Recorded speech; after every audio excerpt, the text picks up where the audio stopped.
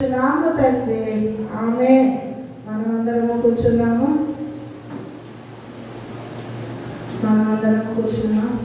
సాక్ష్యాలు ఎవరున్నారా? సాక్ష్యాలు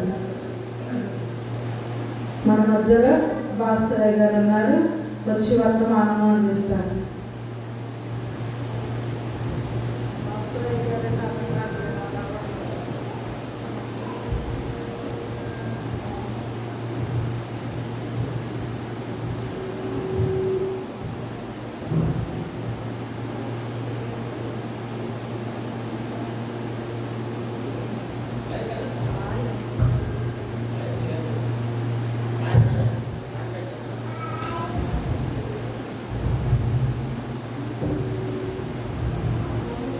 దేవుని నామానికి స్తోత్రం.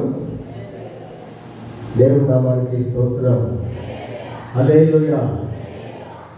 ఈ మధ్యాహ్న కాల సమయంలో దేవుని యొక్క సన్నిధానానికి కూడా వచ్చినటువంటి మీ అందరికీ కూడా నా యొక్క వందనాలు తెలియజేస్తూ ఉన్నా. దేవుడు మిమ్మల్ని దీవించి ఆశీర్వదించినదాక. పరిశుద్ధ గ్రంథంలో నుండి వాక్యం చదువుకుందామండి.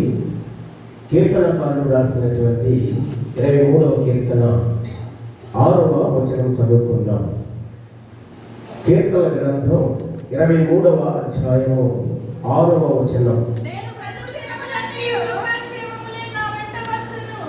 నేను బ్రతుకు దినములనియు కృపాక్షేమములే నా వెంట వచ్చును. చిరకాలము యెహోవా మందిరములో నేను నివాసము చేసేదను. చిన్న ప్రార్థన చేసుకున్నాం. పరిశుద్ధుడా, నీ పరిశుద్ధమైన నామానికి వందనాలు. ఇప్పటి వరకు ప్రభువా ప్రతి విషయంలో తోడుగా ఉన్నారు. ప్రతి స్తోత్రాలు అయా ప్రభువా. నేను కాదు మాట్లాడేది, మీరే నా పక్షం నుండి మీరు మాట్లాడండి. నా నోటికి పూరగా ప్రతి మాట కూడా మీరే ఉండి అందించండి.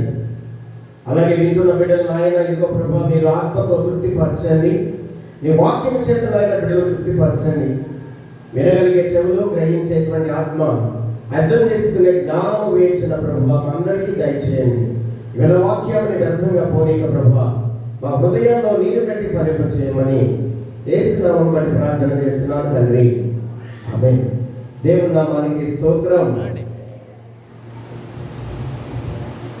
భక్తుడైనటువంటి దావీదు తన యొక్క జీవితంలో మంచి జరిగినా చెడు జరిగినా